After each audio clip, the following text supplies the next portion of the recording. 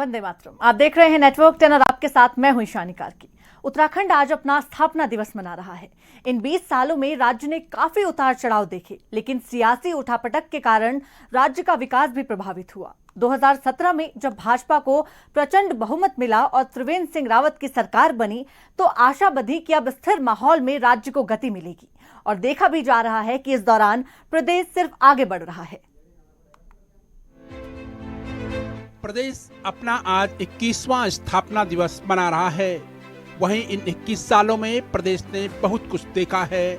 सरकारें आई और गई भी, लेकिन जब मौजूदा सरकार की बात होती है तो नजर आता है प्रदेश का चौतरफा विकास।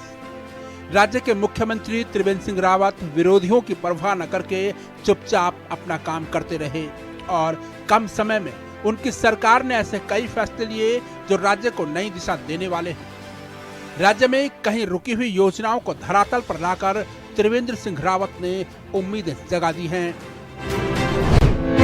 उत्तराखंड में राजधानी का मुद्दा जनभावनाओं से जुड़ा है। राज्य गठन के बाद से ही प्रदेश में पहाड़ की राजधानी पहाड़ में बनाए जाने को लेकर आवाज उठती रही है।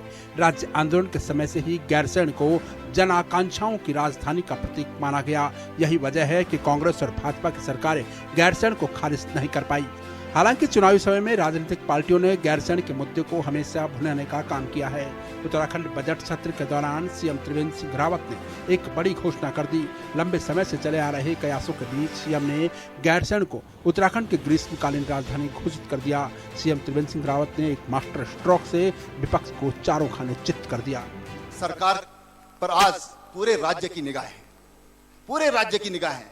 तमाम तरह की अपेक्षाएं राज्य हमसे आज कर रहा है, और इस अवसर पर मैं पूरे प्रदेशवासियों को एक खुशखबरी देना चाहता हूं कि गैरसैंण, भराड़ीसैंण ये राज्य की ग्रीष्मकालीन राजधानी होगी। इसकी मैं आज घोषणा करता हूं, और आप सबका बहुत बहुत धन्यवाद।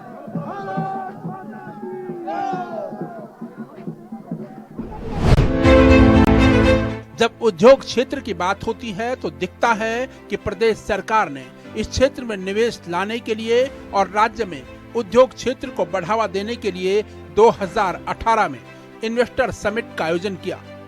इस समिट के बेहतर नतीजे सामने आए। इसमें प्रधानमंत्री नरेंद्र मोदी ने स्वयं आकर निवेशकों को हर तरह की मदद देने का आश्वासन दिया। सरकार ने इस क्षेत्र में तेजी से काम किया।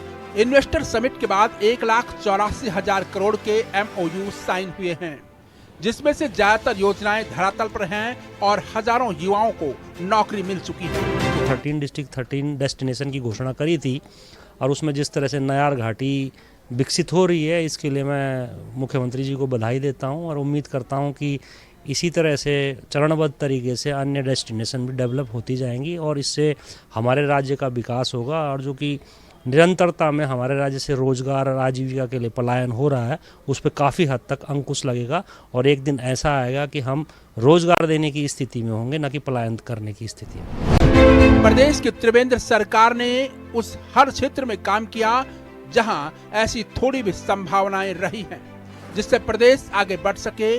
और एक ऐसा ही क्षेत्र है फिल्म उद्योग। राज्य सरकार ने उत्तराखंड को फिल्म प्रदेश बनाने की दिशा में कदम उठा लिए हैं। इसके लिए फिल्म नीति बनाई गई, और मसूरी में भव्य फिल्म कॉन्क्लेव भी प्रदेश सरकार ने कराया। मसूरी में फिल्म कॉन्क्लेव में केंद्रीय मंत्री स्मृति ईरानी भी शामिल हुई। मुंबई के कई विख्यात फिल्म निर्देशकों का आना महत्वपूर्ण रहा। इसका नतीजा यह रहा कि राज्य में कई फिल्मों की शूटिंग शुरू हो चुकी है और कई की खत्म भी हो चुकी है। इसमें साउथ से लेकर भोजपुरी फिल्में भी शामिल हैं। जब उत्तराखंड की बात करते हैं तो प्रदेश देवभूमि के नाम से जाना जाता है। करोड़ों हिंदुओं की आस्था प्रदेश के मंदिरों और चारों धामों में है, और प्रदेश की रावत सरकार ने इससे गंभीरता से लिया है। इसका ही नतीजा है कि चार धाम और इससे जुड़े 51 मंदिरों के लिए देवस्थानम प्रबंधन बोर्ड स्थापना प्रदेश सरकार द्वारा की गई, और इसका ही नतीजा रहा कि 2019 में रिकॉर्ड 30 लाख से ज्यादा तीर्थयात्री चार धाम की यात्रा में आए, और यदि कोरोना का संकट न आता तो इस साल भी यात्रियों की संख्या और ज्यादा बढ़ती। देवस्थानम बोर्ड के पक्ष में जो आज निर्णय हुआ है, उसके लिए हम माननीय न्यायालय का बहुत स्वागत करते हैं, उनके इस निर्णय का। सरकार की जो इच्छा थी, चार धाम बोर्ड बनाने के पीछे जो भावनाएं थी, उस पर एक तरह से न्यायालय ने मोहर लगाई है। उत्तराखंड को जहां देवभूमि के नाम से पहचाना जाता है, वहीं ऊर्जा प्रदेश भी इसे एक अलग पहचान देता है। यहाँ 24 घंटे घरों में लाइट रहती है। वहीं प्रदेश की त्रिवेंद्र सरकार द्वारा कई ऐसी परियोजनाओं की शुरुआत की गई है जिसमें ऊर्जा के क्षेत्र में और तेजी से आगे बढ़ा जा सके। और एक ऐसी ही परियोजना है पिछले 22 साल से अधर में लटकी लखवाड़ बहुउद्देशीय परियोजना, जहां लंबे समय से यह परियोजना अधर में अटक रखी थी, लेकिन मुख्यमंत्री त्रिवेंद्र सिंह रावत के अथक प्रयासों के चलते ही 6 राज्यों के बीच सहमति बनी और 300 मेगावाट की परियोजना अब शुरू हो गई है। और अब उत्तराखंड को बिजली और सिंचाई के लिए पानी उपलब्ध होगा। इस योजना के शुरू होते ही यमुना भंडारण क्षमता में 65% की बढ़ोतरी होगी। प्रदेश को ऊर्जा प्रदेश बनाने की दिशा में यह बड़ा कदम है। दूसरी ओर भाबर की लाइफलाइन जमरानी बांध परियोजना भी दर्शकों से अटकी हुई थी। राज्य सरकार के पहल से इसके लिए पर्यावरण स्वीकृति मिल गई है। केंद्रीय जल आयोग की तकनीकी सलाहकार समिति ने बांध परियोजना के लिए स्वीकृति दे दी है। इस परियोजना से 14 मेगावाट बिजली उत्पादन होगा, पीने को पानी मिलेगा और भाबर का सपना पूरा होगा। प्रदेश की त्रिवेंद्र रावत सरकार ने प्रतापनगर के लोगों को एक बड़ा तोहफा दिया है। प्रतापनगर क्षेत्र वासियों को पिछले कई सालों से 61 किलोमीटर घूमकर अपने गांव में जाना पड़ता था, लेकिन प्रदेश सरकार ने उनके क्षेत्र को जोड़ने वाले डोबरा चांटी पुल के निर्माण में तेजी दिखाई और अब यह पुल बनकर तैयार हो चुका है। यह एशिया का सबसे बड़ा झूला पुल है जिसमें एक साथ बड़े वाहन आ जा सकते हैं। यह पुल भी एक अजीब पहेली बन चुका था। इस पुल के लिए क्षेत्र की जनता ने न जाने कितने आंदोलन किए। प्रतापनगर वासियों को 14 साल का इंतजार करना पड़ा। पुल बनने से प्रतापनगर की बड़ी आबादी की सुविधा हो रही है। अब नई टिहरी से प्रतापनगर जाने के लिए 5 घंटे के बजाय मात्र 2 घंटे का समय लग रहा है। 2006 में इस पुल की नींव रखी गई थी, जो कि देश का बहुत ही बहुप्रतीक्षित पुल भी है। एयर सस्पेंशन ब्रिज है, देश का पहला। और इसमें कम से कम इस पुल के बनने से कम जो है 16 या 17 किलोमीटर के लगभग जो है दूरी, प्रतापनगर की जो दूरी है मुख्यालय की, वो कम हो जाएगी। और निसंदेह हमें भी और साथ में जो 2.5 लाख की आबादी है प्रतापनगर की, इनको भी बहुत बड़ी सौगात मिलने वाली है। और बहुत ही खुशी की बात है कि कम से कम जो आवश्यक सेवाओं के लिए जो कम से कम आधा या पौन घंटा अतिरिक्त मुख्यालय का जो सफ़र तय करना पड़ता था, ये सफ़र जो है कम हो गया है। इससे हम सभी को और बहुत खुशी है। प्रतापनगर का डोबरा चांटी पुल लाइफ लाइन जिसको हम कह सकते हैं, हमें कम से कम 60-70 किलोमीटर का फ़ायदा होगा और जिसमें लगभग 2 लाख से ज़्यादा लोगों को इसमें आवागमन में फ़ायदा होगा। और ये हमारी लाइफ लाइन है जिससे हम लोग, चाहे हमारा सीमांत क्षेत्र सौंधी हो, सौंधी का आदमी भी यहाँ टिहरी आएगा और दिन में अपना काम करके शाम को अपने घर वापस हो सकता है, क्योंकि इस डोबरा चांटी पुल लाइफ लाइन बनने से इतना फ़ायदा हो गया कि जो हमारा सामान था, जो महंगा सामान आता था रिश्के से, वो भी सस्ता हो जाएगा, भाड़ा लोगों को सुविधा होगी। छोटे से ब्रेक के लिए यहाँ पर रुकेंगे, आप बने रहिए नेटवर्क 10 के साथ।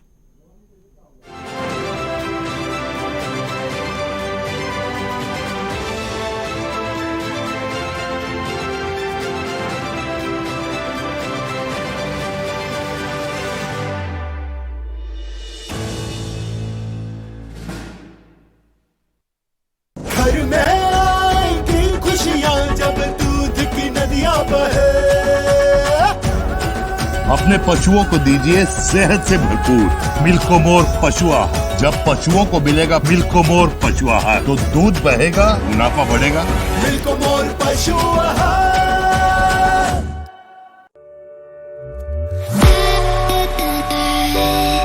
चटपटी चाट हो या फिर हो तीखी चाउमीन, पंजाबी खाने का तड़का हो या फिर हो मुगलई खाने की खुशबू, पहाड़ी दाल का जायका हो या फिर हो दक्षिण का डोसा, बाल मिठाई की मिठास हो या हो मनपसंद रसगुल्ले की बात, किस दुकान की रेसिपी में क्या है स्वाद का राज, हम खाएंगे भी और आपको दिखाएंगे भी। कहाँ क्या है खास, देखिए हमारे साथ चटोरी टीना सिर्फ नेटवर्क 10 पर। हमें भेजिए गांव की वास्तविक तस्वीर। नेटवर्क 10 पूछेगा सवाल सीधे जिम्मेदारों से, आपके गांव की सरकारों से। नेटवर्क 10 के साथ बनिए ग्रामीण भारत के ग्रामीण रिपोर्टर। हमारा व्हाट्सएप नंबर है 9711866356।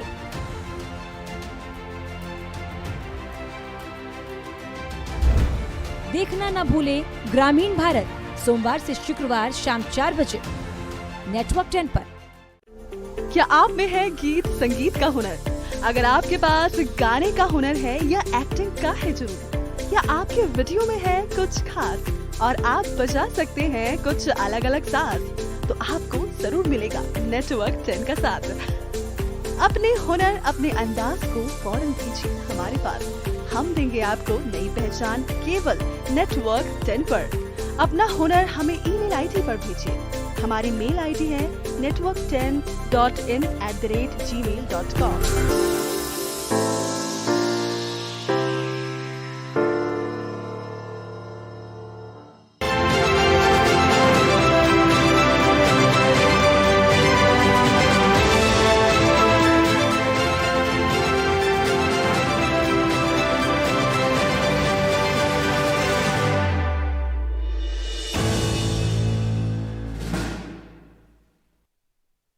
ब्रेक के बाद एक बार फिर स्वागत है। मौजूदा सरकार ने हर उस क्षेत्र में काम किया है जिससे प्रदेश आगे बढ़ रहा है, फिर चाहे प्रदेश को बीसीसीआई की मान्यता मिलना हो या फिर मुंबई में उत्तराखंड भवन का निर्माण करना, प्रदेश सरकार लगातार काम कर रही है।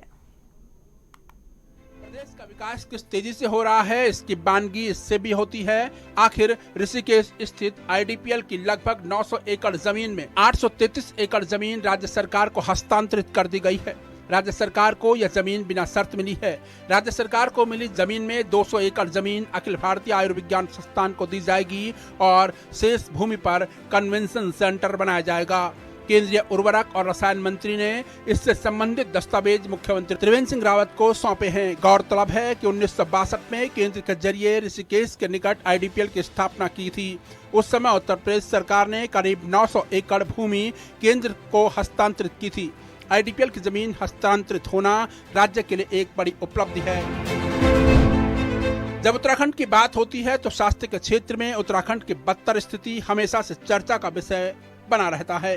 हालात अभी तक यह रहे हैं कि पहाड़ों में डॉक्टर जाने को तैयार नहीं होते, तो कई ऐसे सामुदायिक केंद्र धीरे धीरे पहाड़ों में बंद हो रहे हैं जहां सही इलाज नहीं मिल पाता, और इससे प्रदेश की रावत सरकार ने बहुत गंभीरता से लिया। सीएम रावत ने सबसे पहले स्वास्थ्य विभाग में होने वाले भ्रष्टाचार पर लगाम लगाई, साफ ट्रांसफर नीति को आगे बढ़ाया और इसके चलते कर्मचारियों को राहत मिली। वहीं कोरोना के वक्त प्रदेश सरकार की कार्यप्रणाली सबसे अच्छी रही। इस दौरान स्वास्थ्य कर्मियों और डॉक्टरों को प्रदेश सरकार द्वारा वो सारी सुविधाएं दी गई जिससे वो मरीजों का इलाज कर सकें और खुद को भी सुरक्षित रखें।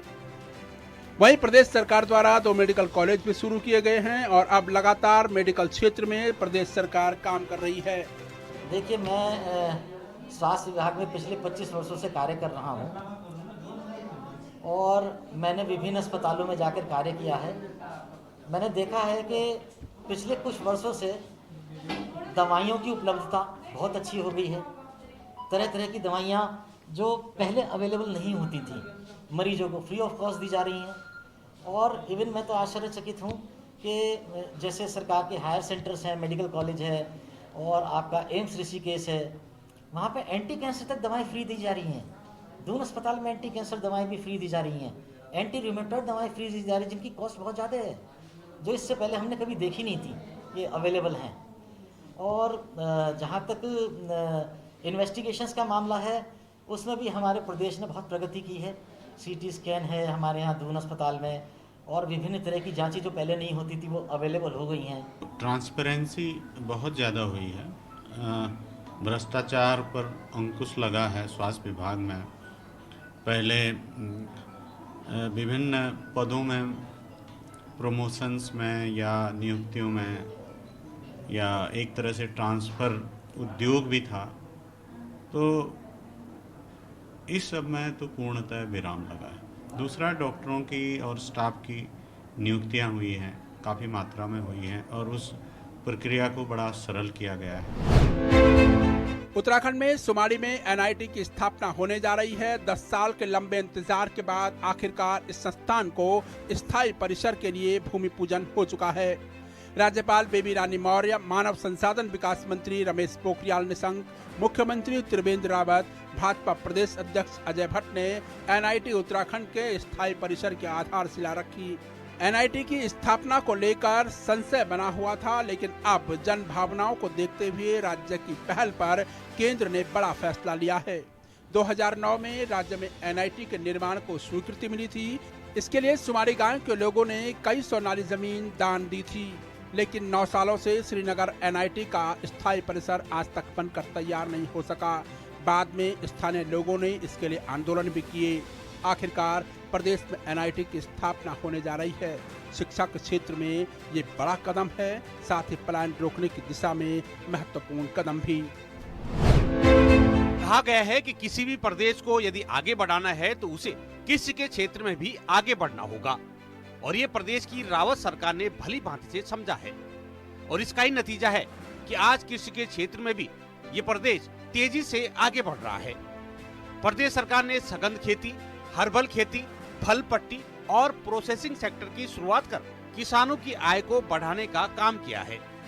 वैसे भी प्रदेश सरकार ने 2022 तक किसानों की आय दुगनी करने का लक्ष्य रखा हुआ है। प्रदेश सरकार ने नई कृषि नीति को 6 महीने पहले ही लागू कर किसानों के हितों के लिए अपने इरादे और मजबूत कर दिए हैं, जिससे बिचौलियों की भूमिका लगभग खत्म सी हो गई है। किसानों के उत्पाद को किसानों के ही माध्यम से उसकी मार्केटिंग और बिचौलिए की कोई भूमिका ना हो। तीसरा, मंडी परिषद से जो कॉर्पस फंड बना करके हमने सीधे किसान के उत्पाद को मंडी परिषद में खरीदने का एक मैकेनिज्म बनाया था। चौथा, जो पहली बार जो हमारे पर्वतीय परंपरागत बीज हैं और जिन बीजों को आज तक भारत सरकार की मान्यता नहीं थी और जिस कारण उनको सब्सिडी नहीं मिल पाती थी, हम लोगों ने प्रयास किया और पहली बार हिमालयन राज्यों के लिए जो परंपरागत बीज हैं, ट्रेडिशनल जो सीड्स हैं, उनको भी उनसे मान्यता मिली और अब उनको भी 50% सब्सिडी प्राप्त होगी।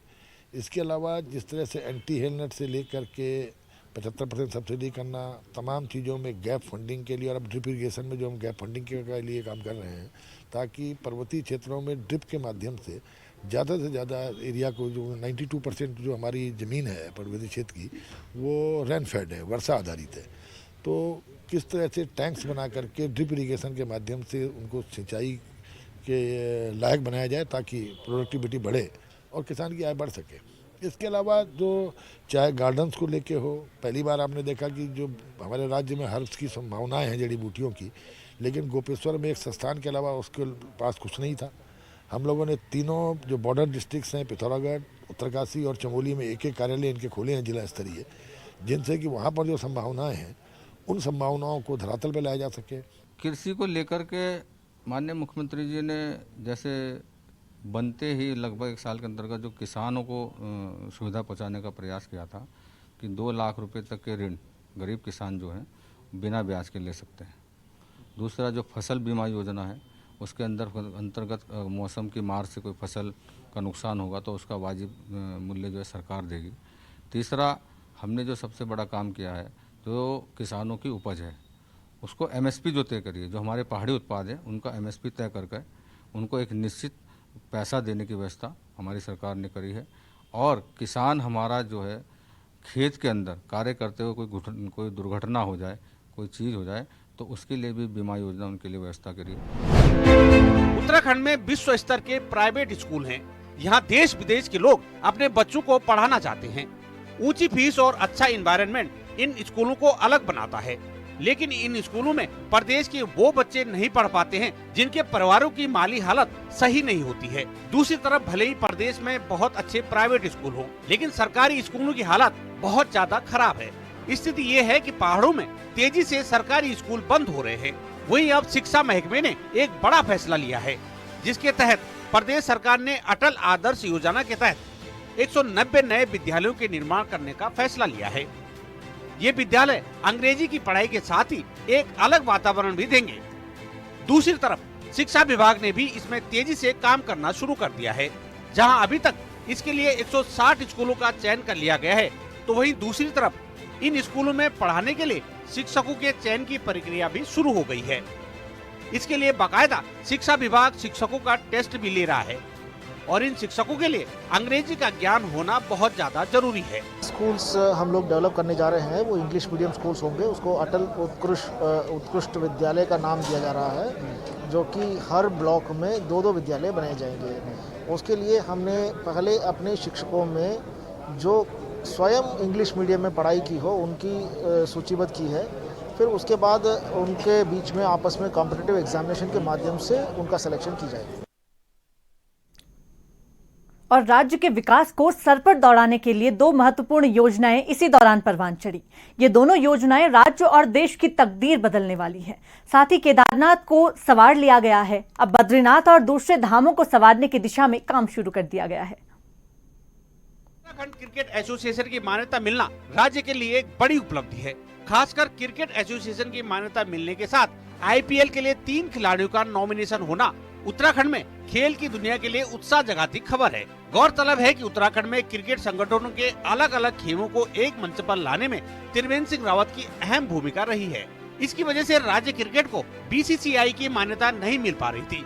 19 साल बाद मान्यता मिलना एक बड़ी उपलब्धि के तौर पर देखा जा सकता है। मुंबई के प्रवासी उत्तराखंडी कई साल से आर्थिक राजधानी में उत्तराखंड सदन बनने का इंतजार कर रहे थे। आखिरकार त्रिवेंद्र सिंह रावत और उनके औद्योगिक सलाहकार डॉक्टर के.एस. पवार ने विशेष पहल के साथ इस काम को तेजी से पूरा कराया। महाराष्ट्र के राज्यपाल भगत सिंह कोश्यारी और मुख्यमंत्री त्रिवेंद्र सिंह रावत ने नई मुंबई में राज्य अतिथि गृह का लोकार्पण किया। 1 एकड़ जमीन पर यह भवन 40 करोड़ की लागत से बना है। इसमें 40 कमरे हैं। देश की आर्थिक राजधानी में इस भवन का बनना उत्तराखंड के लोगों को एक बड़ी सौगात है। मुंबई में उत्तराखंड के 5 लाख से ज्यादा प्रवासी निवास करते हैं। ऐसे में उत्तराखंड के लोगों का मुंबई आना जाना लगा रहता है। पर्यटन, स्वास्थ्य, उद्यम, संस्कृति, रोजगार तमाम पहलू में इस भवन का अपना अलग महत्व बना रहेगा। भवन में फिल्म शूटिंग, निवेश और पर्यटन प्रमोशन के लिए कार्यालय स्थापित होंगे। इस भवन में 2 कमरे खासकर कैंसर पीड़ितों और उनके तीमारदारों के लिए आरक्षित रहेंगे। ये सदन उत्तराखंड और महाराष्ट्र की संस्कृति का संगम होगा। उत्तराखंड के 4 धामों में से एक बद्रीनाथ धाम को भी केदारनाथ की तर्ज पर विकसित करने का मास्टर प्लान राज्य सरकार ने बनाया है।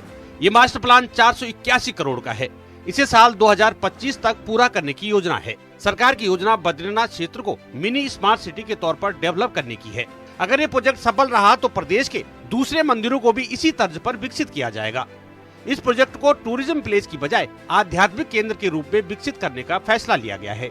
मास्टर प्लान के अनुसार 85 हेक्टेयर क्षेत्र में बद्रीनाथ धाम को विकसित किया जाना है।